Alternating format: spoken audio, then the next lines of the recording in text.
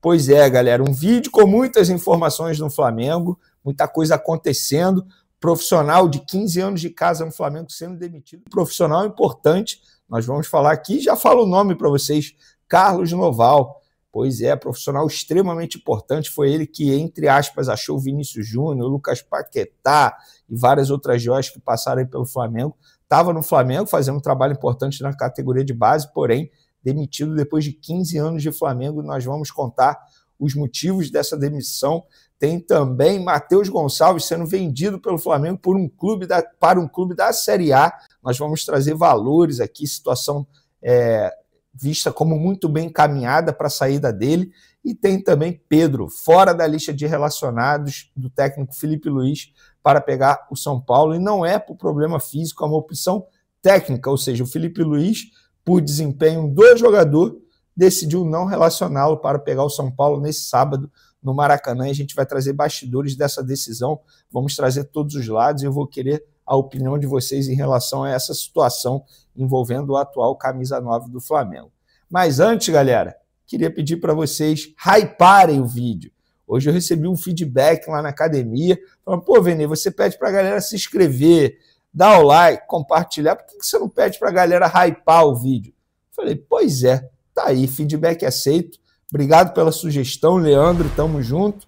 Então, galera, se inscreva no canal, dê o like no vídeo, compartilhe o vídeo e dá a hypada no vídeo aí também para ajudar o canal a crescer cada vez mais. Conto com a ajuda de vocês. Vamos para as informações? Eu vou começar falando sobre a saída de Carlos Noval, galera. Um profissional que estava há 15 anos no Flamengo, ele fez parte de muita coisa dentro do clube, fez parte dessa transição, dessa melhoria, dessa evolução do Flamengo. Ele participou aí da ascensão da categoria de base do Flamengo, encontrou várias joias, Vinícius Júnior, Lincoln na ocasião, Lucas Paquetá, nossa, vários jogadores, Jean Lucas, vários jogadores que hoje fazem sucesso mundo afora aí, no exterior, passaram pelas mãos de Carlos Noval. E hoje o Flamengo emitiu um comunicado oficial para oficializar a saída de Carlos Noval do Flamengo. Foi uma informação publicada primeiro pelo Flazoeiro e aí, minutos depois, o Flamengo emitiu um comunicado oficial para informar a saída de Carlos Noval. E olha, vou te falar que eu não esperava, porque o Carlos Noval era visto aí como uma figura extremamente importante.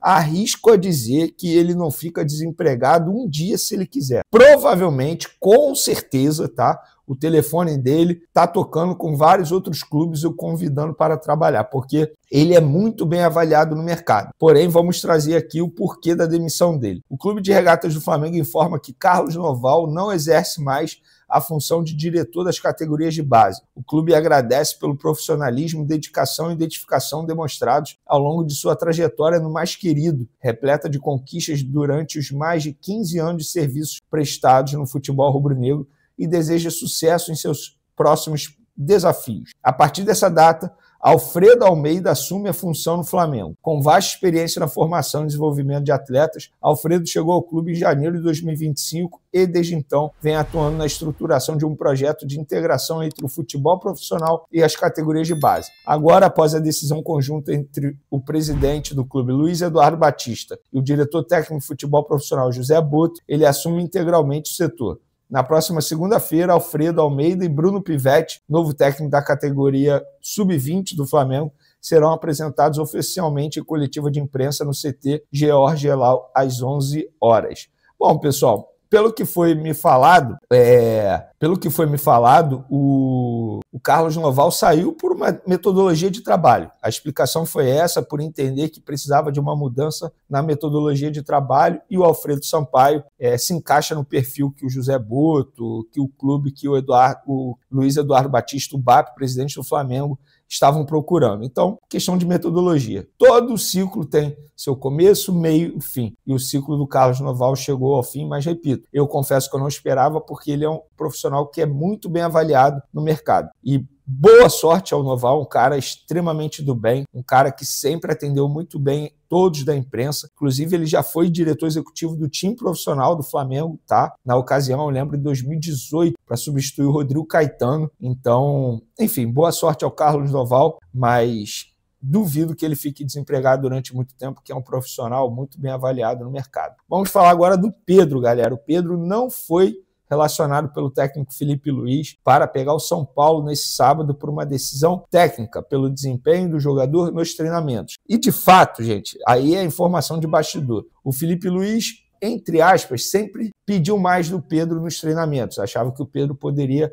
render mais nos treinamentos. E, até o momento, esse rendimento, pelo menos na visão do Felipe Luiz, não aconteceu, tanto é que ele não foi relacionado para pegar o São Paulo. Pelo que eu sei, teve uma conversa entre Felipe Luiz e Pedro na reapresentação do elenco, por conta ainda daquele print divulgado pelo Mauro César, de um dirigente do Flamengo, que ele não revelou quem é, dizendo que o Pedro poderia ser vendido, que a diretoria topava vender por 15 milhões de euros. Então, o Pedro se incomodou com esse tipo de situação e aí conversou com o Felipe Luiz, mas o Felipe Luiz deixou muito claro nessa conversa que deseja contar com o atleta. Então, tem o lado do Felipe Luiz, que em abril disse que iria montar ou iria tentar montar a equipe para o Pedro jogar, mas de lá para cá, pelo visto, muita coisa mudou. E tem o lado do Pedro também, que está insatisfeito de não ter muitos minutos em campo e também pela questão da renovação de contrato que foi prometido a ele pela antiga gestão, isso precisa ser dito, tá? E agora com essa nova gestão, os empresários procuraram a nova gestão e aí a nova gestão até tentou a renovação de contrato, porém o presidente BAP não autorizou e ficou por isso mesmo. Então, até o momento, é isso. Vamos, mais uma informação que a gente publica aí, que muita gente anda confirmando por aí nas redes sociais. Vamos lá, galera. Pedro fora, então, da lista de relacionados. E como nós informamos aí, Matheus Gonçalves também está sendo vendido pelo Flamengo. Informação em primeira mão, estou lendo tudo aqui com vocês ao vivo, apurando tudo que eu acabei de publicar nas minhas redes sociais, que Matheus Gonçalves está sendo vendido ao Cruzeiro. Proposta aceita pelo Flamengo, furaço que a gente deu aí, o Flamengo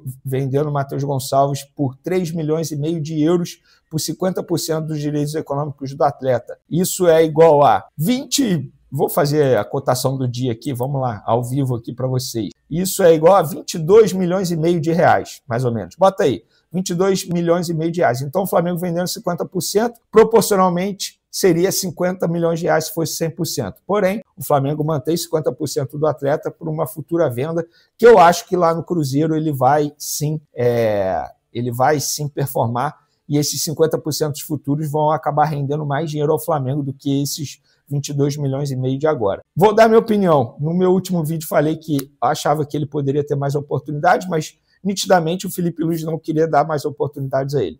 Se ele ficasse no Flamengo, ele só ia se desvalorizar, ficar jogando pelo Sub-20 até quando? Até ele completar 20 anos. Então, acho que o melhor caminho, de fato, seria uma venda. Eu já falei isso aqui e vou repetir. Eu, se eu fosse o jogador, já teria buscado uma saída faz tempo. Porém, enfim, agora aconteceu. Ele vai para o Cruzeiro, que ele tenha muita sorte lá, contrato de 5 anos. O Flamengo vai receber isso aí quase que à vista, isso precisa ser dito. Assim que ele assinar o contrato, a gente vai trazer todos os detalhes da forma de pagamento, mas o jogador nem deve mais atuar com a camisa do Flamengo, tudo bem encaminhado para ele ir para o Cruzeiro. E eu quero a opinião de vocês, o que vocês acharam dessa venda, o que vocês acharam da situação envolvendo Pedro, também da saída do Carlos Noval. Quem conhece o Flamengo sabe quão bom ele era no dia a dia do Flamengo. Quero a opinião de vocês e também repito, galera, dá hypada no vídeo aí, vamos hypar o vídeo. Nos últimos dias, vários torcedores do Flamengo me mandaram mensagens em todas as redes sociais me questionando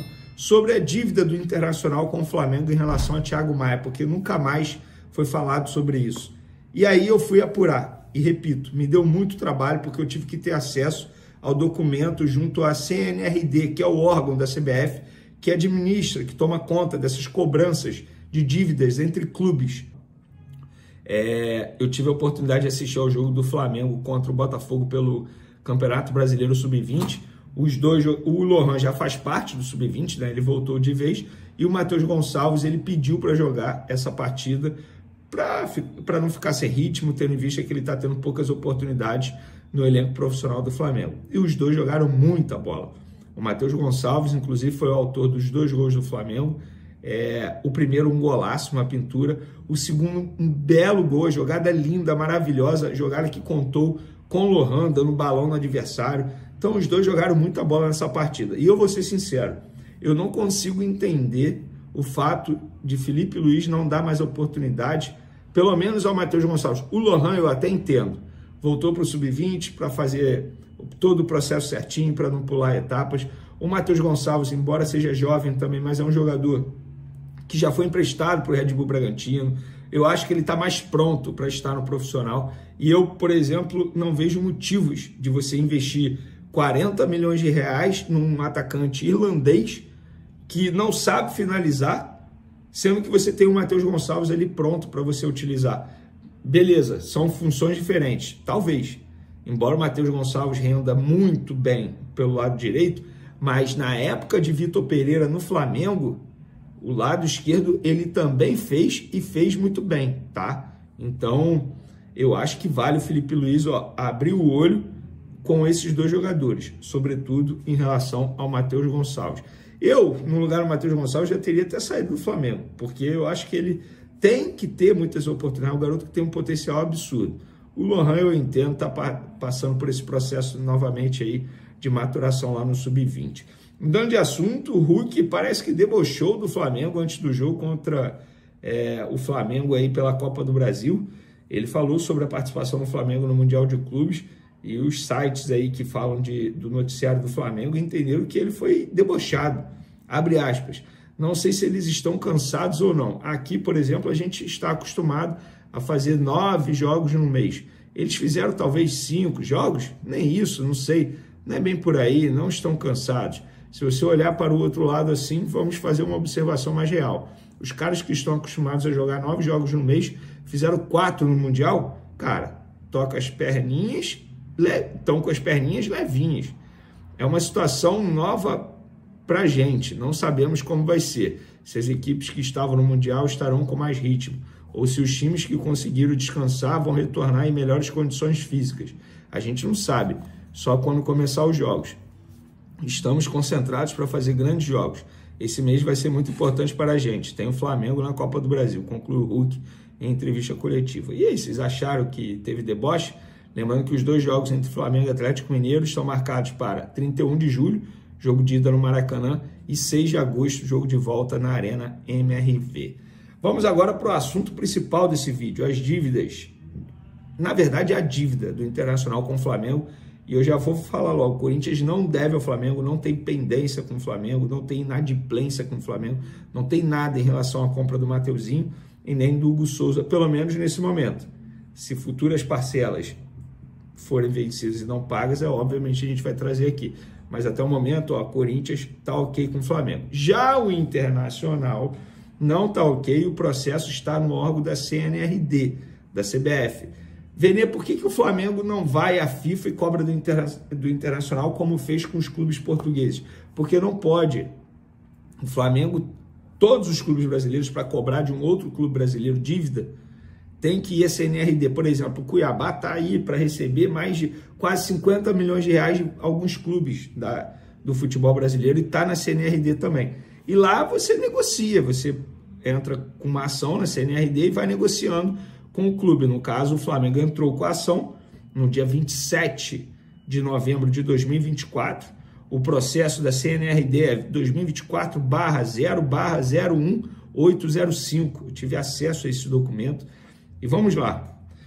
Pedido inicial para citação do Inter, além de condenação do Inter ao pagamento de 250 mil euros, acrescido de multa e juros moratório, convertido para real com base na cotação oficial do Banco Central do Brasil no dia útil anterior à quitação. Condenar o Inter ao pagamento de parcelas vincendas, eventualmente inadimplidas, durante a tramitação desse processo de cobrança.